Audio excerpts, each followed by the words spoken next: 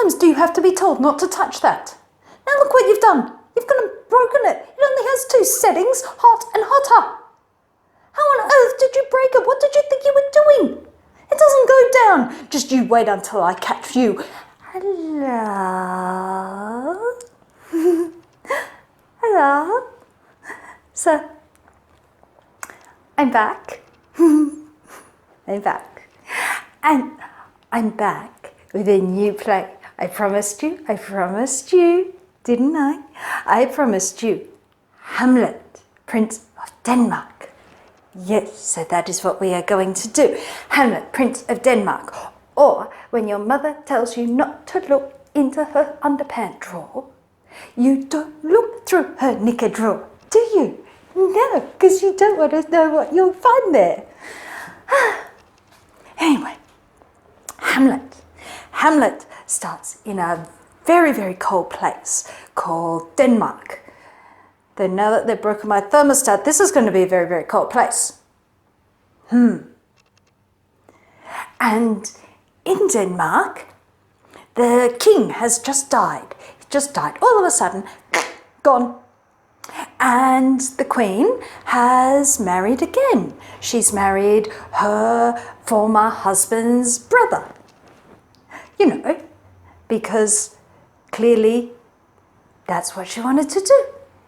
So she's married him. And Hamlet, her son, by her first husband, has just come back for the funeral and the new wedding, and he's rather upset, as you could imagine, being, you know, having just lost a parent. But we don't start here. Where we start is on the battlements, where 2 soldiers, 2 guards, have apparently seen a ghost. The ghost of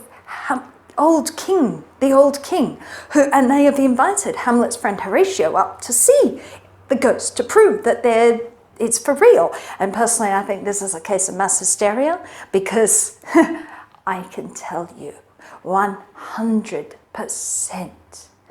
ghosts don't exist. We don't let the dead out of down here. Occasionally people come down and, you know, want to talk to people, and they sacrifice sheep all over my good carpets so that they can talk to them. And honestly, we stopped that because I got sick of them ruining the Persian carpets. Honestly, the little people tying all those knots, you know, getting goat blood out of that stuff, not easy. So I can tell you with 100% accuracy, as Queen of the Infernal Realms, ghosts don't exist.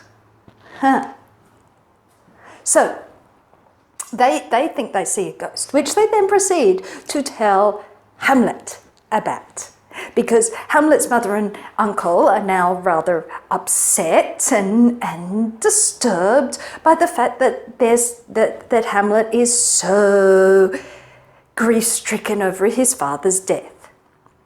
They also have, like, you know, big problems, big potential invasion problems that they're trying to sort out as well. So, you know, they're a bit preoccupied. However, in comes Horatio and the 2 guards, who proceed to tell Hamlet, who's in a very, very, very fragile state of mind, that they've seen his father walking on the battlements.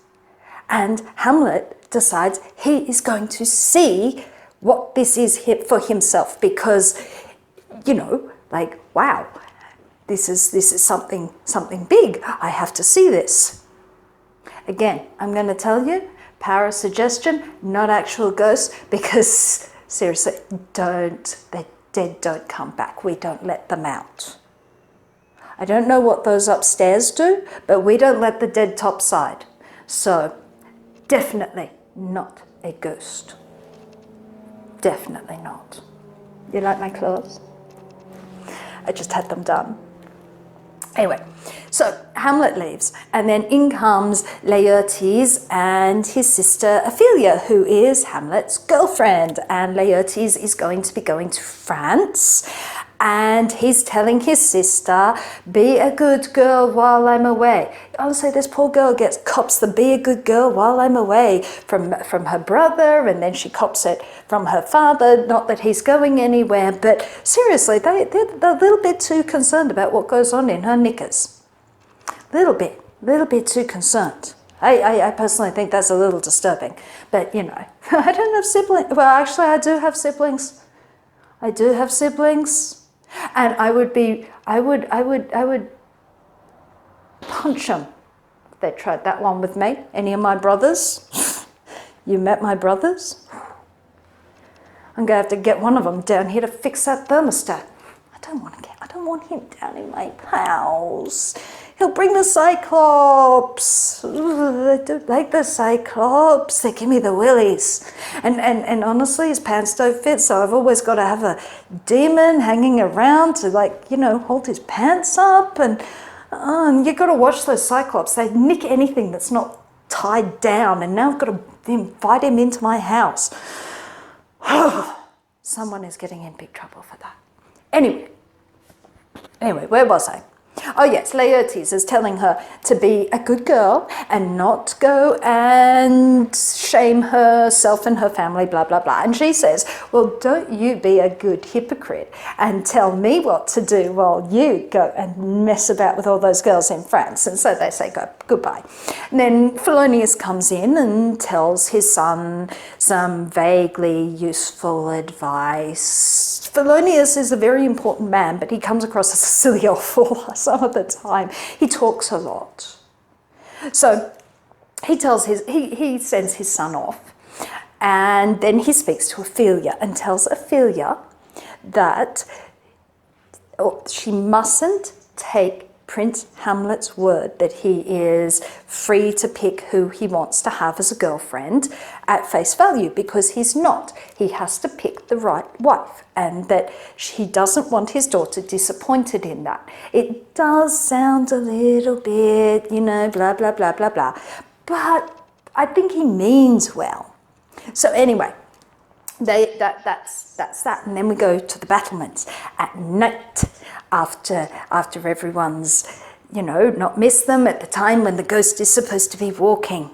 And then Hamlet sees what he thinks is a ghost. He sees the ghost of his father and he follows it. And when it's out of all sight of all the other people, then it talks to him and it tells him that he was murdered, that his brother murdered him while he was asleep in the garden. And now this is the thing, is most of the dead have no idea how they died, especially if they weren't conscious. So he's definitely not a ghost. Definitely not.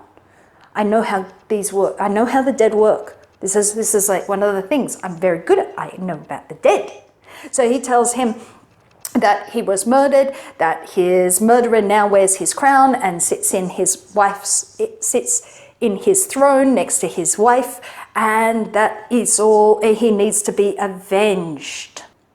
Now, because Hamlet is in a very delicate state of mind, he believes this, and so he gets his friends to swear that they didn't see anything, and he plans on pretending to be mad in order to find out the truth, because he doesn't really know if this is a true ghost or not. I can tell you, not true ghost.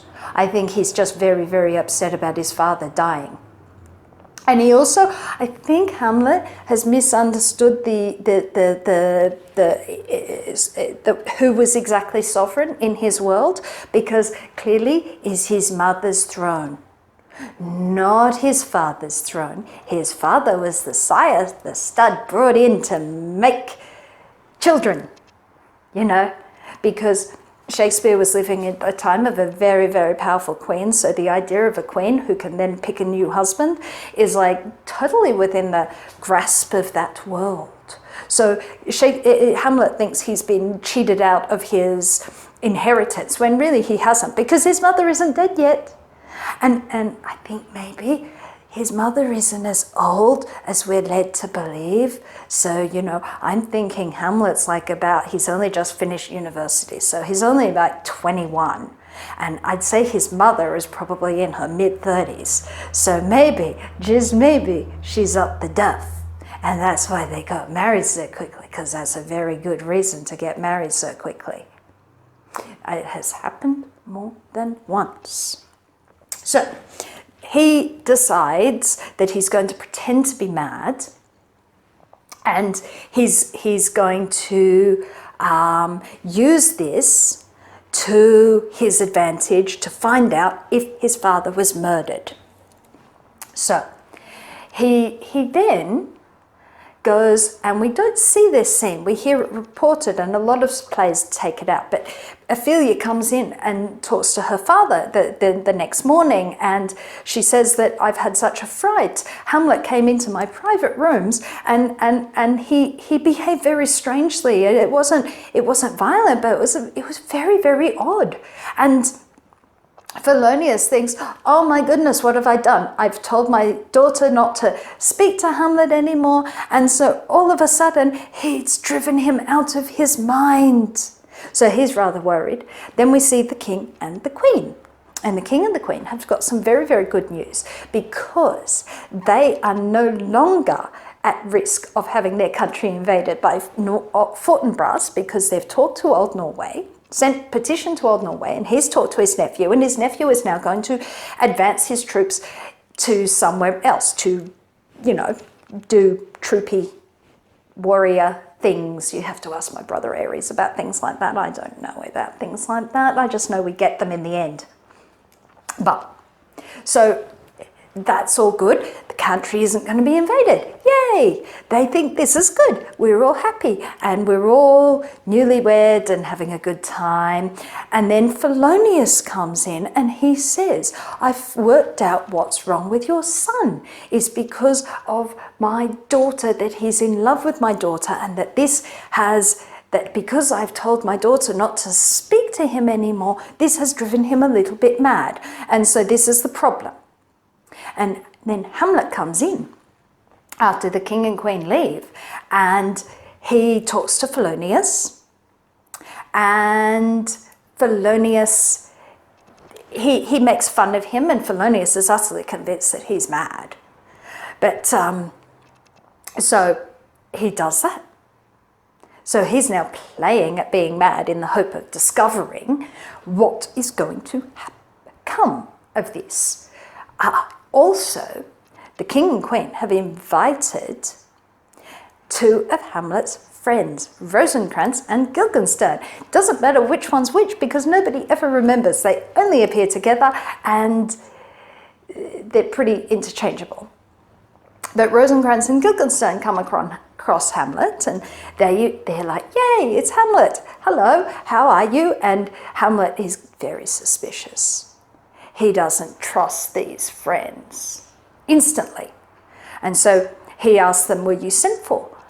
And they say, oh, they don't know what to answer.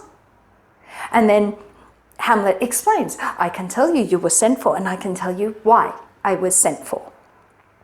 And he tells them that he has lost all his sense of mirth, and that he's melancholy, and this is why they've been sent for, to try and cheer him up. And then he sees a group of players have come to the castle to entertain the king.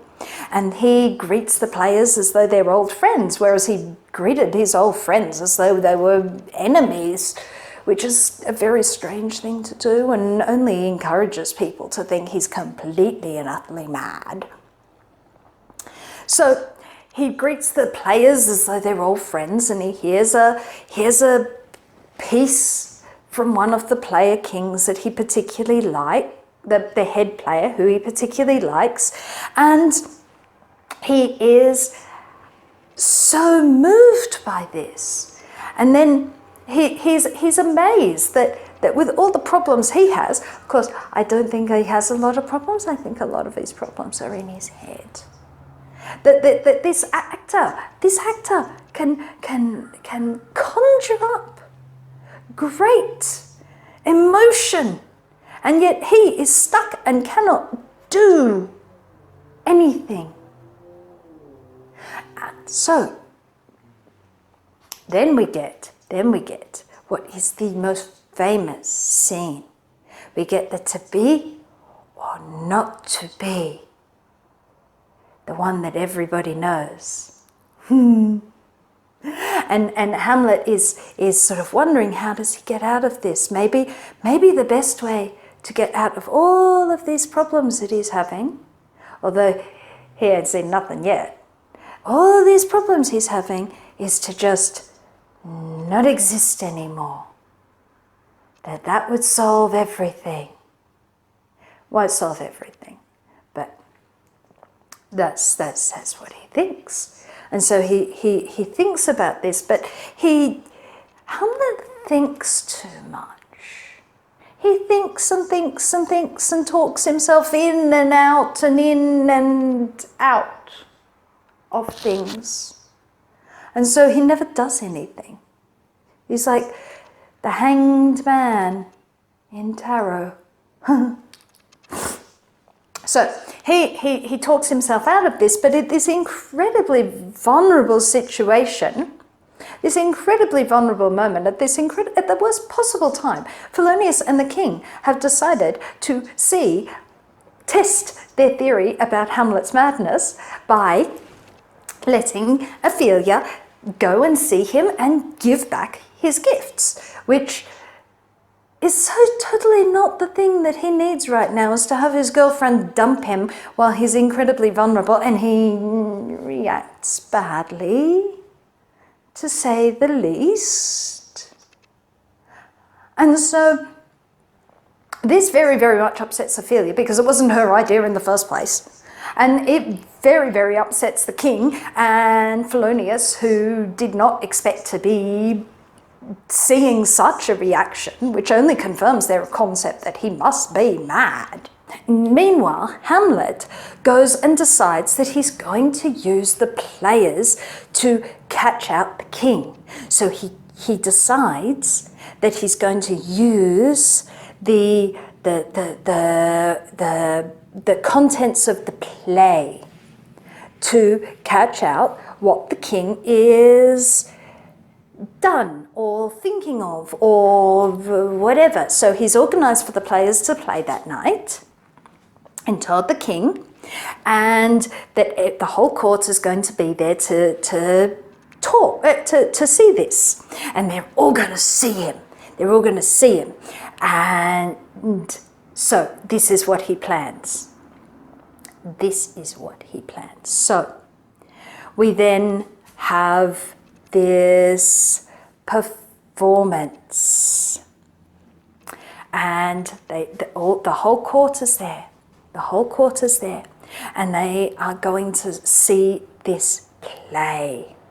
This is Hamlet's idea. This is his great idea. This is how I'm going to make everybody see that the king was bad. And he's got Horatio into his confidence. Horatio is going to be watching the king to confirm what Hamlet thinks is happening in the world. Yes. So the king, meanwhile, has decided that Hamlet is really dangerously mad, and he's going to have him sent to England with Rosencrantz and Guildenstern, who are in his employ, and he's going to make sure that he doesn't come back from England, which rather confirms the idea that perhaps the queen is up the duff, because then he makes sure that his child gets the throne rather than his brother's child getting the throne. Possible? I wouldn't put it past her. You know, she's not that old. She's not that old, and obviously she was not that partial to the king, her first husband, because she married him, her second husband, quite quickly. And, you know, I think they've been having it off. I think a little bit, you know, sort of the same way that that my brother Ares and my auntie Aphrodite were having it off behind my other brother Hephaestus's back, and everyone kind of knew. They were being really subtle. I mean, she managed to have 3 kids without her husband noticing, but they were being really subtle. But he had this like notion in his head, and like seriously, nobody wanted to tell him, and he was perfectly happy, you know, doing his stuff. It's not like they lived together. So, but no, he had to know and had to know and had to know, and then he caught them. And did he feel better having caught them? No, he didn't feel any better having caught them. He just felt stupid. They were embarrassed. They didn't stop, mind you. They're still shagging away. But I don't know what she sees in him. My brother does nothing but bellow, and then again, and yell, and then again, he's pretty buff, and my other brother, not so good, not so good. He's like sweaty and fat ass, and spends way too much time with Cyclops. Cyclops. And drinks too much. So I guess Ares, for all his rare, is preferable. He's like a roid rage steroid bodybuilder. I guess she has fun with them. Not a lot of talk. Not a lot of talk. Anyway, where was I? The play. So they perform the play, and the player king plays, is murdered by his brother to marry his sister-in-law, who then, you know, and while he's playing at the play, while they're watching the play, Hamlet flirts with Ophelia, which makes Ophelia feel very uncomfortable. It's not exactly nice flirting. It's kind of, he's being mean with it, and he's also taunting his mother. He's you know, talking about the contents of the play, and it's making everybody feel uncomfortable, and frankly he doesn't care, and it's like it's a bit of an arse of a thing to do. But he's making them all feel really uncomfortable. And then the player king is poisoned, and the king, he's like, I'm not watching this anymore. I'm going, get out. And Hamlet thinks, woo, yes, the ghost is true. It's like, oh, lovey, I told you, there is no ghost. There are no ghosts. I keep the dead under lock and key. And behind Cerberus, who ain't letting them out. They chew them up first. They don't want to be chewed up. So, he thinks this is brilliant. The king, meanwhile, has gone off and gone to pray, and the queen is terribly upset. Hamlet is overjoyed and is behaving like a complete brat. The queen is in her private chambers, and she's got Polonius is there, they're talking. This is one of their oldest friends. He's very important in the court. He's not a nothing. He might be a prattling old man, but he's very important. And so he's trying to, they're all trying to manage this whole hideous situation. Hamlet comes in, having been sent for, and Polonius, fearing for the queen's safety, hides himself behind a tapestry. And he's perfect. He doesn't want to necessarily listen in or anything, but Hamlet is clearly unhinged. So he's doing this for the queen's safety. He's not doing this for any sort of nefarious ends. But Hamlet comes in, and he's all silly, and his mother tries to reason with him, and he behaves very badly, and he frightens the queen, and the queen cries for help, and Polonius cries for help, and Hamlet draws his sword and stabs the old man behind the curtain. He doesn't know who it is. He thinks it might be the king. But like, seriously, he thinks he's going to get away with this based on his own little delusional fantasies and his say-so that, oh no, I just killed my uncle, your husband, the king. That'll be fine. I'll get away with that. That won't be a problem at all. And so now the queen is like, oh God, he's completely and utterly nuts. This can't be good. He's got a sword and there is a man bleeding onto my carpet. This is not good. Everything she says from here on in must be weighed against the fact that there is a man bleeding onto her carpet. And the man who made him bleed onto her carpet is standing right in front of her, sword in hand. Now, I'm going to take a moment to just remind everyone that the majority of people with mental illnesses are not violent and are more likely to have violence committed against them. That's just my little disclaimer before I go on. So please remember that. So,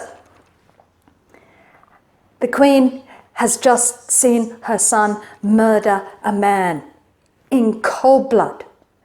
And then he starts railing against all of her supposed sexual inconstancy.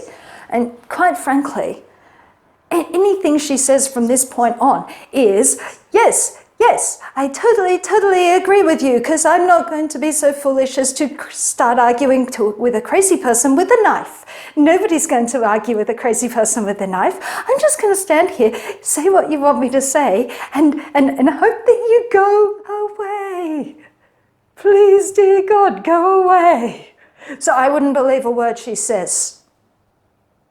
Because frankly, he has no place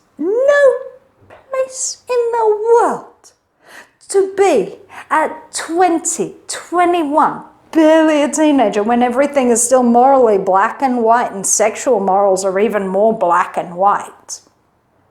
To be standing there and lecturing a mature woman, a woman in the fullness of life, quite possibly pregnant,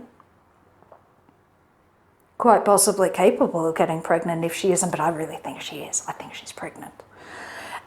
Lecturing her on her sexual morals. Now, if there is not a more disgusting concept in the world, okay, there are some more disgusting concepts, but that's one of the really nasty ones, that whole, as if you can do that. I mean, really.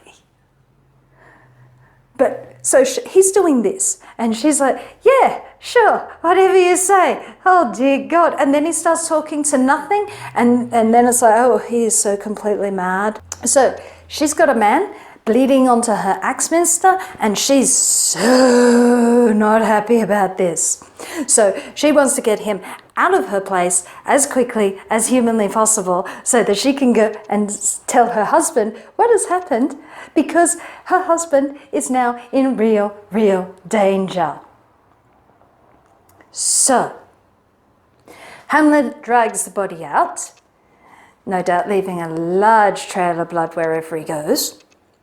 And the king has decided, yes, he's definitely going to England. He's definitely not coming back from England. And the queen comes in and tells him, absolutely horror-stricken, what her son has done. Because, you know, you can't go around killing people. You just can't. You totally can't just go around killing people. It's not good. Not good for the stability of a country. Just totally can't go around killing people. Can in war, but not just any old time. That's just murder. And royal families who have, like, you know, family members who decide to do that, they're trying to work out what to do with them is really hard. The Spanish had Don Carlos. He was a complete psychopath. He started off with animals and moved up to people. They had to lock him up. He ended up, I think, starving himself to death. But he was a nasty little piece of work. So, Hamlet comes into the king, and the king wants to know, where did you put the body? Because, kind of important to know, where did you put the body? Because it's going to stink. Which is partly what Hamlet says, is he doesn't want to tell him, but you'll smell him when you go up the stairs. So the king sends people off to get the body out from under the stairs, which is not a good place to put a body. I mean, seriously, if you're trying to think of where to hide bodies, this is as bad as the Macbeths. We talked about the Macbeths being amateur murderers. Hamlet's even worse. He's a really amateur murderer. But, he's a crazy person, so what do you expect? So, they go and get the body. Hamlet is shipped off to England. And the king and queen think, okay, finally, we might have some peace and quiet. And what else can possibly go wrong? What else could possibly go wrong? Well, what can go wrong? The son of the murdered man Laertes comes back to from France and discovers his father has been killed. His father has been killed and he's been buried in a very, quick, quiet manner, not befitting his status. He wasn't even told and brought back for the funeral. I mean, if Hamlet feels aggrieved at having a father killed, well, Laertes is even more aggrieved. More so because everything that has gone on, the sudden murder of her father, the dumping by Hamlet, the treatment by Hamlet, all of this chaos has driven his poor sister Ophelia completely mad. And she's wandering around the castle. She's poor little thing. She really didn't cope terribly well. See, Gertrude copes. Gertrude, man, that woman, she's like well good at this. Poor Ophelia, poor little one, she just doesn't cope. And Laertes is even more incensed at this, what's happened to his sister. And so he's just horrified, and he agrees to fight Hamlet, because Hamlet has managed to get back from England. He's had Rosencrantz and Guildenstern killed by changing the letters. He comes back only to discover that Ophelia has died. Not only has she gone mad, she's gone and drowned because nobody was taking good care of her. She's drowned. And he comes back to her funeral.